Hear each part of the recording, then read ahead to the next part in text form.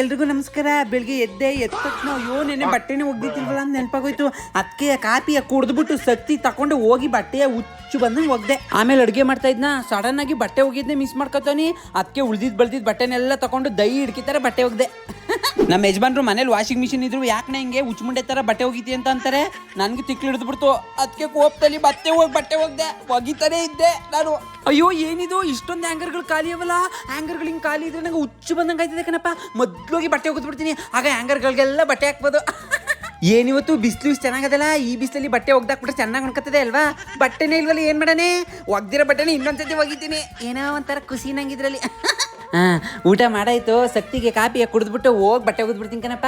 ಆಗ್ಲಿ ನಂಗೆ ಸಮಾಧಾನ ಅನ್ಸೋದು. ಅಯ್ಯೋ ಬೋರ್ ಆಯ್ತದಲ್ಲ, ಏನು ಮಾಡಾನೆ? ಬಟ್ಟೆ ಹೋಗಿ ಹುಚ್ಚು ಬಂದಂಗೆ. ಹೊಸ ಪ್ಯಾಂಟ್ ತಂದನು ನನ್ನ ಮಗ, ಒಗ್ದಿಲ್ವ ಈ ಪ್ಯಾಂಟ್ನ ನಾನು? ಹಂಗಾರೆ ಒಗೆದ್ಬಿಡ್ತೀನಿ ಕಣಪ್ಪ. ಈಗ ನಾಳೆಗೆ ಹಾಕೋಬೋದಲ್ಲ ಅವನು. ನಮ್ಮಮ್ಮ